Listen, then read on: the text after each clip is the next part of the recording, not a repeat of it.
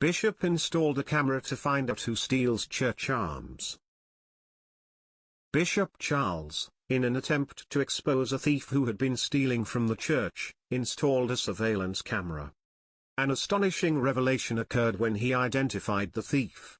Bishop Charles had always been a respected and comforting figure for the people in his parish. However, a sense of unease started to overshadow his typically serene demeanor when unexplained disappearances within the church began to occur. The thief was clever and elusive, managing to steal valuable items from the church without being detected.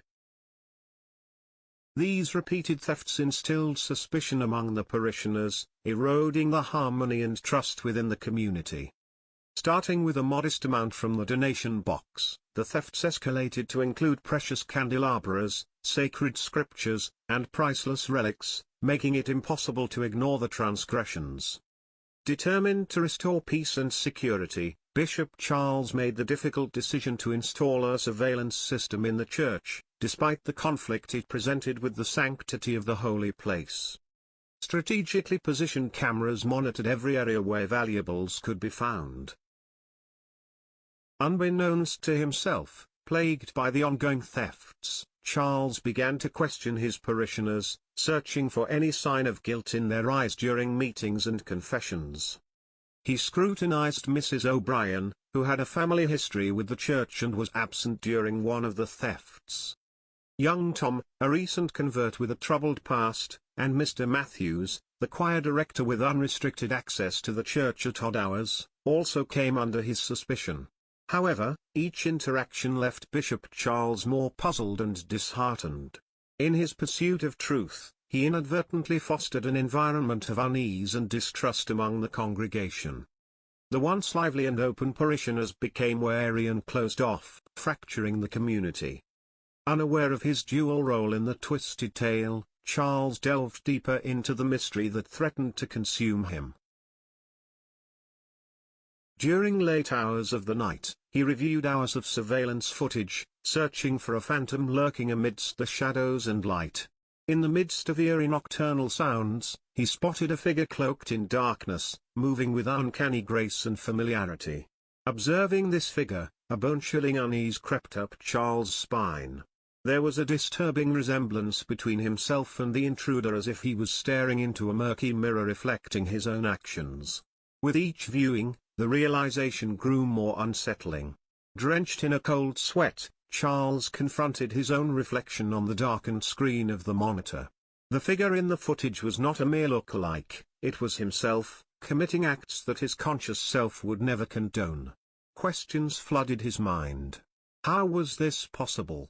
Was he losing his sanity? Was there a part of him acting out these dark deeds while he remained oblivious? He discovered that the thief he had been hunting was not an external intruder but a tenant within his own body. He was both the hunted and the hunter, the accused and the accuser. His search for an external thief had led him to an internal conflict beyond his comprehension. As the chilling realization dawned upon him, Charles was overwhelmed with terror and disbelief. The figure lurking in the shadows was none other than himself, the beloved Bishop Charles. It was a resurgence of his childhood sleepwalking condition, causing him to unknowingly commit thefts. As a child, Charles had a tendency to wander in his sleep, reenacting scenes from his dreams or aimlessly drifting. While these episodes had diminished over the years, they now resurfaced, driving him to commit acts that he would never consciously approve of. Consumed by guilt, Charles accepted the reality that he was the thief who had stolen from his own church, betraying the very parish he had vowed to protect. He understood that the path to redemption involved confession, and seeking forgiveness from both God and his parish. Throughout the day, Charles prepared himself for the evening mass, carrying a heavy yet resolute heart. His confession would not absolve him of his actions, but it would mark the beginning of his journey toward redemption. As he approached the pulpit that evening, his heart pounded with apprehension, burdened by the weight of his confession. The congregation, unaware of the profound revelation awaiting them, wore concerned expressions. Gathering his strength, Charles began to address them. His voice resonated through the sacred halls as he greeted them and admitted to straying from the righteous path, seeking forgiveness as a flawed man.